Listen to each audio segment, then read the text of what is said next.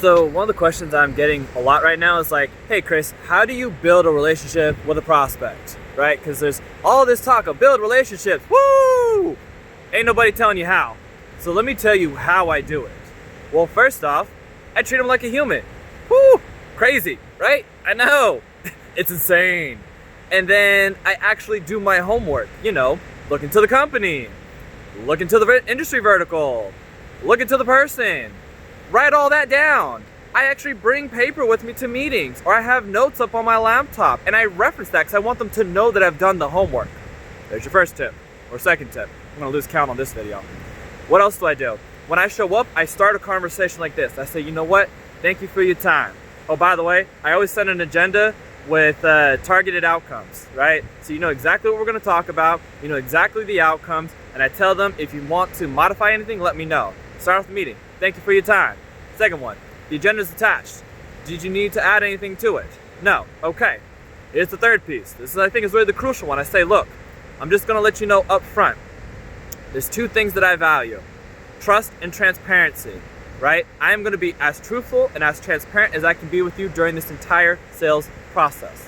In return, I'm gonna ask for your trust and transparency. And the reason why I'm asking for these two things is that it enables me to serve your business to the best of my abilities. It enables me to ensure that I'm meeting all of your needs to the best of my abilities. So without those two pieces, I cannot do my job.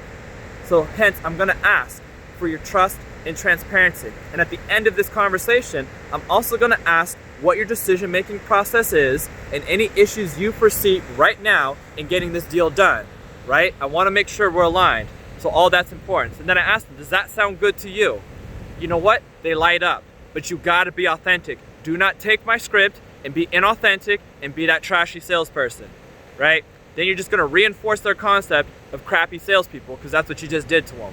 So don't do it unless you're gonna follow through. This isn't just a grab a line and run with it. This is a lifestyle. This is an entire sales cadence. This is your sales walk. So that's just one piece of a sales walk, right? And then during the conversation, I say, look, we're gonna make it about you, right? You're the hero in this journey that we're going on. I'm just a supporting cast. Sometimes I'm gonna be your companion cheerleading you on. Other times, I'm gonna be the wise person giving you some advice because of my industry experience and working with other customers and just being the subject matter expertise. And then other times, I gotta be the villain and kind of push and challenge you a little bit because I wanna make sure that we're really thinking about this in the best way possible. But please understand my intentions are for you to be the hero of this story and to be successful and whatever that means to you.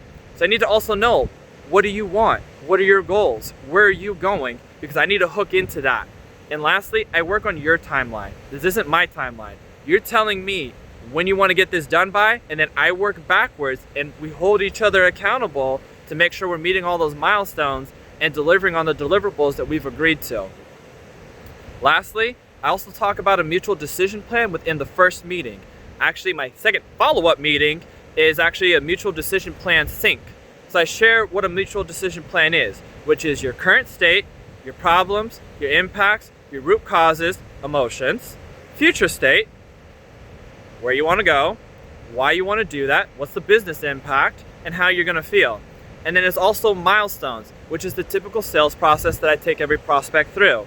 And I also have, hey, who's a part of your buying process? Who's a part of my buying process and my sales process? And then I recap every single meeting with action items. So I tell them this is the source of truth. This document is literally the most important document because if we don't get aligned on this, everything goes sideways. So we're gonna set a meeting after this for 15 minutes, y'all. Keep it to 15 minutes. You can make it happen, I promise. I do them in 10 minutes sometimes. So 15 minutes to make sure I heard you correctly, to ensure that you understand the sales process that we use and that we need to modify it because maybe we don't need these steps or maybe we need to add in some steps to match up with your sales process. Maybe we need to loop in some other people that I didn't even think about. And then also, in case you're wondering what we spoke about in our meeting and when we last met, the meeting recap notes are right there. If you need anyone's contact info on my team, well, that's why they're listed out there. In case I need to get a hold of your people, that's why they're listed out there.